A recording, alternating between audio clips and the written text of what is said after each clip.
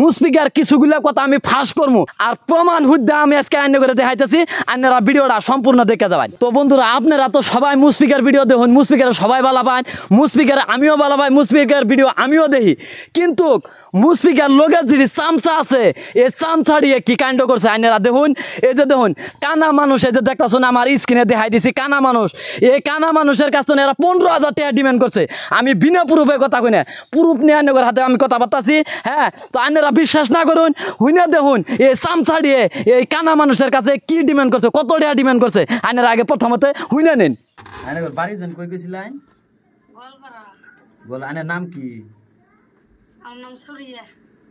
মুসপিকার বাপে আইনের কাছে এমনি টেহা নাই তো না? না, মুসপিকার বাপে কথাই কই নাই, হয়তো আশরাফুলের মুসপিকার মামা আইতো দে।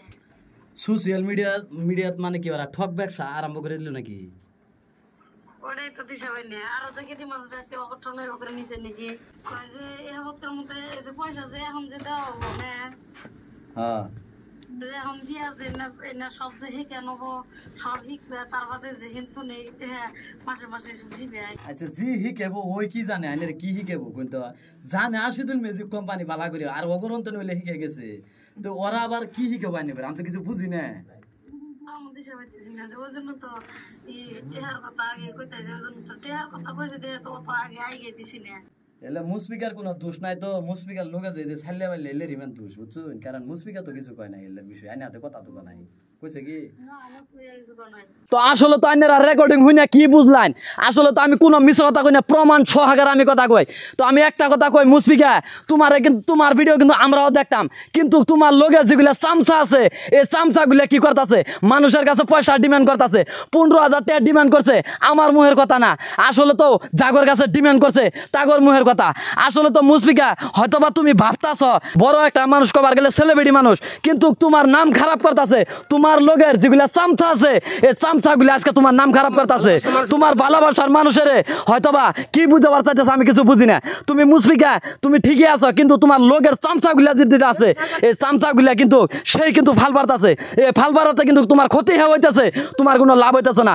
একটা কথা তুমি মনে রাখো, কবে ম্যান তোমার ভালোবাসার যেগুলা মানুষ আছে এই ভালোবাসার মানুষগুলা তোমার বিরুদ্ধে যাবো। একটা কথা কইলাম, এগুলা চামচা যতদিন তোমার পাশে আছে ততদিন দেখবা তোমার ভালোবাসার মানুষ হয়তোবা দূরে চলে যাওয়ার সম্ভাবনা আছে। কারণ কি, এই যে দেহ চামচাগুলি দেহ 15,000 টাকা ডিমান্ড করে।